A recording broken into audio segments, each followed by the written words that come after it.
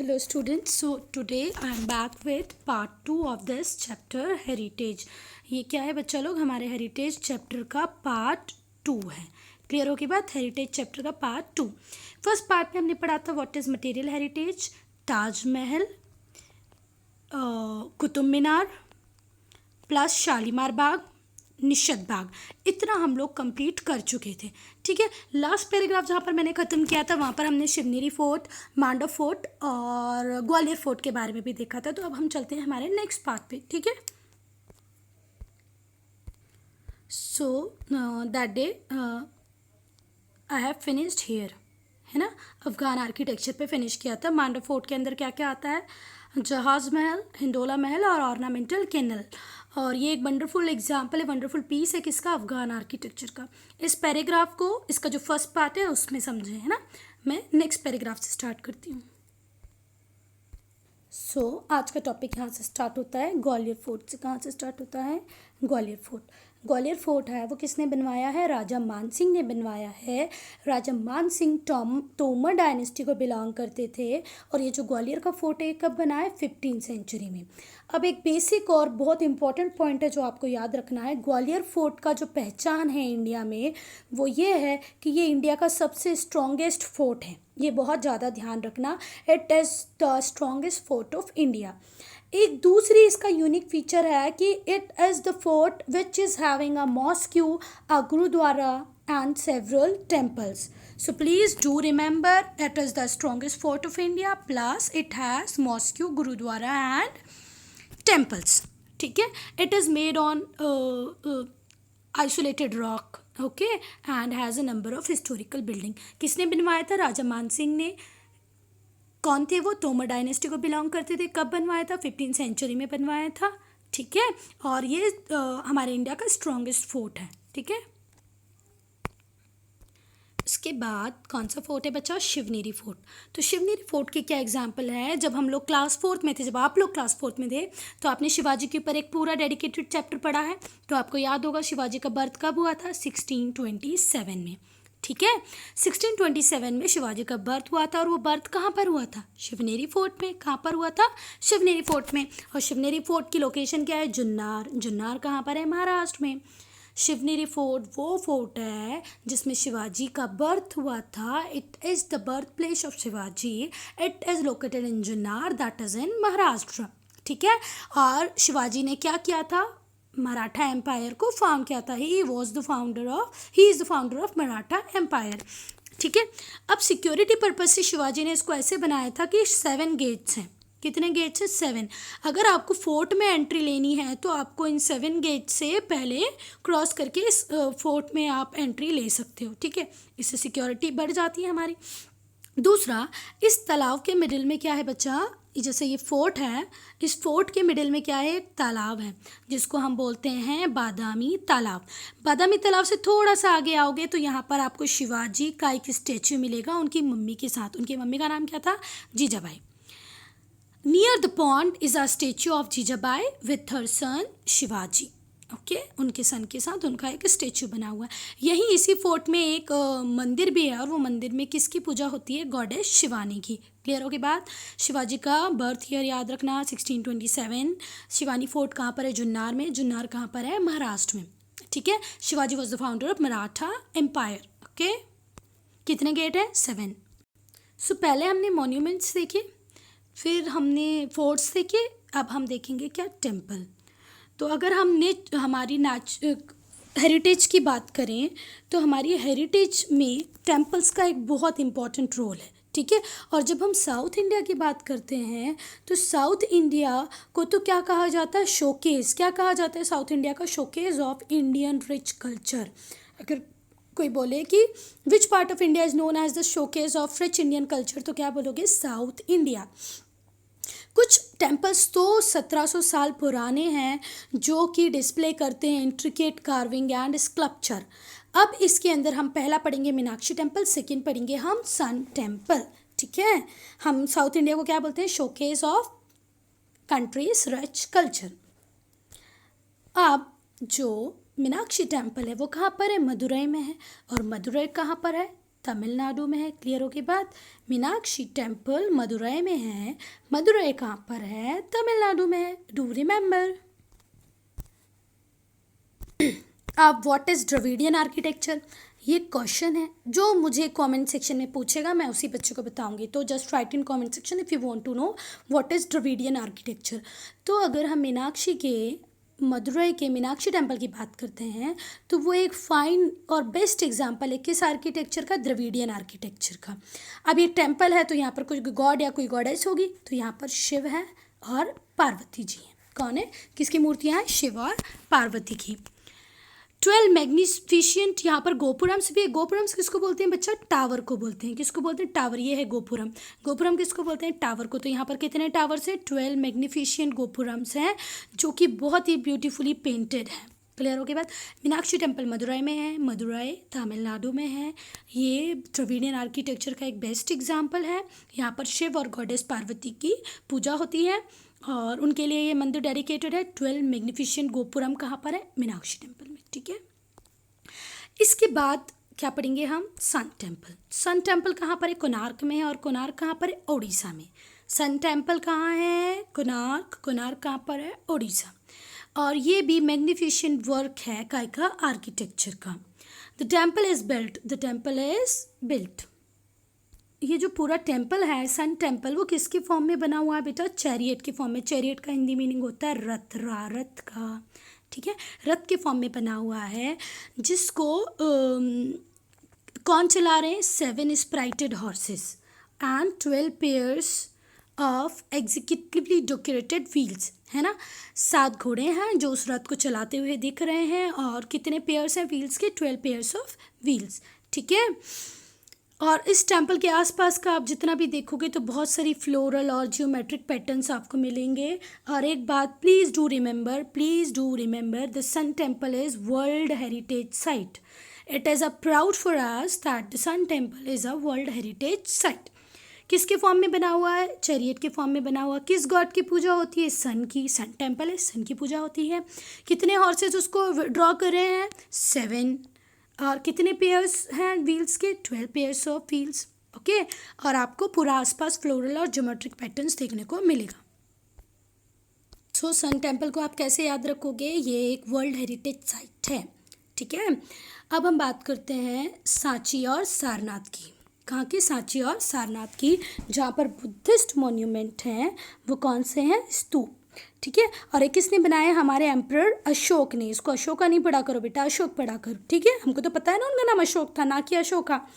तो ये जो स्तूप है इसमें कितने गेटवेज हैं? 4 गेटवेज है। और इन गेटवेज को क्या बोलते हैं? तोरन्स।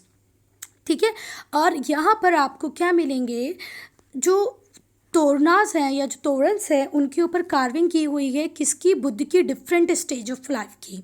ठीक है, जैसे कि बुद्ध की जो लाइफ के जो डिफरेंट स्टेजेस थे वो आपको तोरनास के ऊपर कार्व करके मिलेंगे।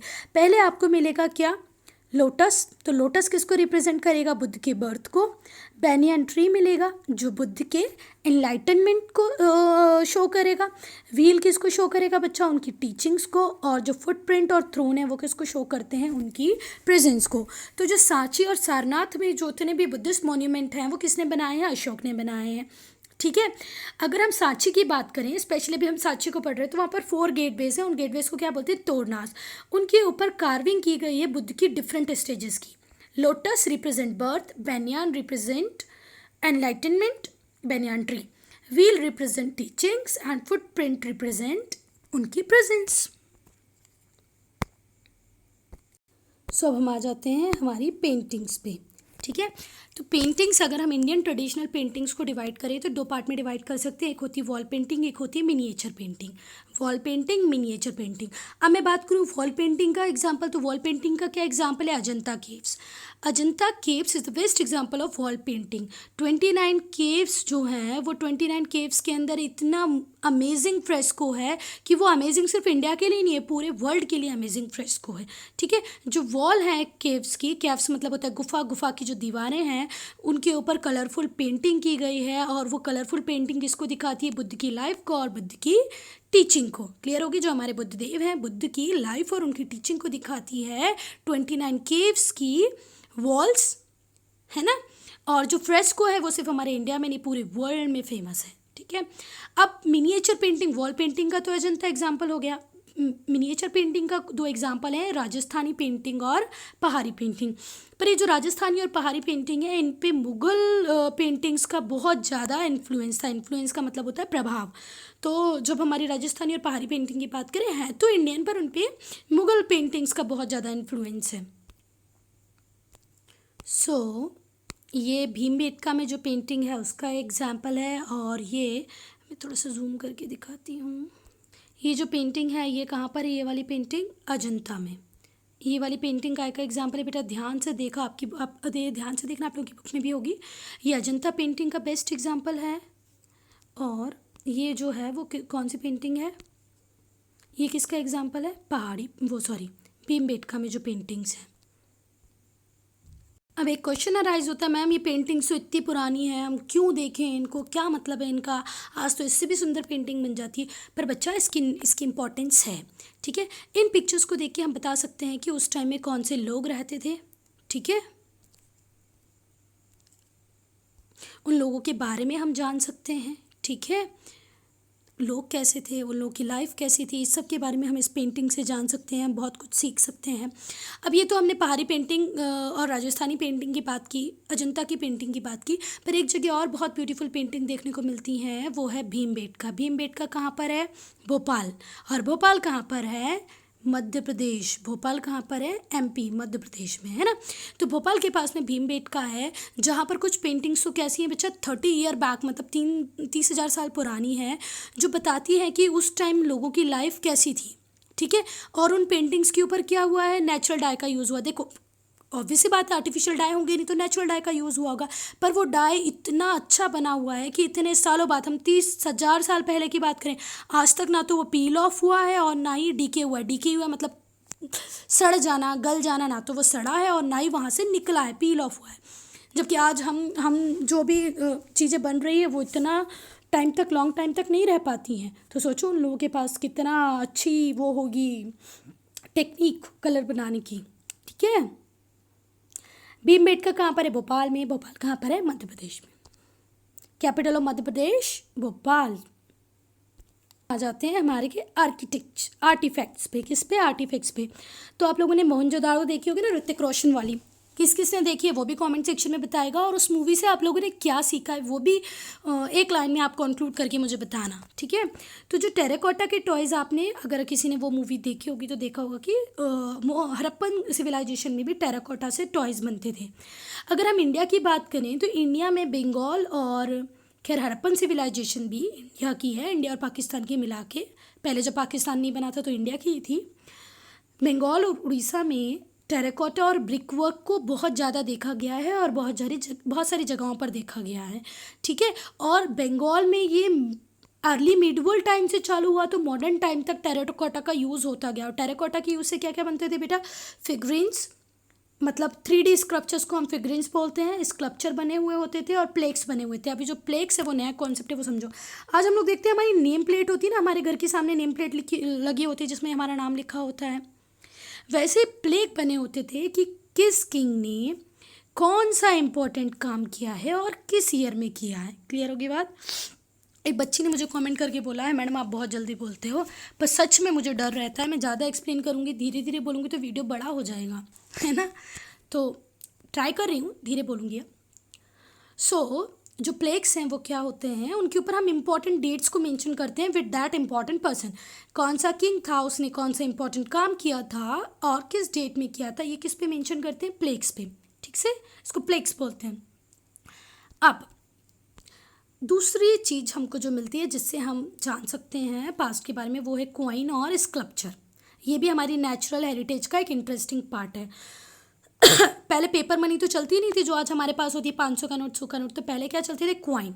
और उस कॉइन के ऊपर क्या होता था बच्चे? उस किंग का नेम, जो किंग रूल कर रहा है, और उसका एक सील लगी होती थी, ठीक है। तो वो गोल्ड के बनते थे, सिल्वर के बनते थे, ठीक है। और जो अर्लीस्ट कॉइन हमको गोल्ड का मिलता है वो किस पीरियड का मिलता है? गुप्ता पीरियड का मिलता है। क्लियर हो गया बेटा? अर्लीस्ट गोल्ड कॉइन हमको किसका मिलता है? गुप्ता पीरियड का। पहले गोल्ड और सिल्वर, कॉपर के कुछ कॉइन चलते थे, पेपर करेंसी नहीं चलती थी, है ना। सो ये चैप्टर अब एंड होने वाला है। लास्ट पैराग्राफ, हमारी बहुत रिच हेरिटेज है, हम इंडियंस को इस पे प्राउड होना चाहिए। जो one of the oldest civilization that is Harappan civilization, वो भी हमारे यहाँ से मिली है। इतने अच्छे बने हुए क्या हैं, टेम्पल्स हैं, है ना, पर भी हम इनकी केयर नहीं लेते हैं। हम जाते हैं तो हम लोग क्या करते हैं, मंदिरों की दीवारों पे लिखना चालू कर देते हैं, है ना। पता नहीं, मुझे आज तक समझ में नहीं आया उससे क्या होता है।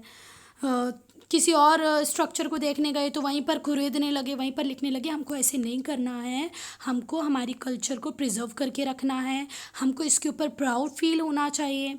ये हमारे लिए बहुत बड़ा ट्रेजर है। जैसे हमारे एंसेस्टर हमारे लिए छोड़ के गए हैं, हम आज इसको देख पा रहे हैं, वैसे ही हमको भी हमारे आने वाली जनरेशन्स के लिए इसको छोड़ के जाना है।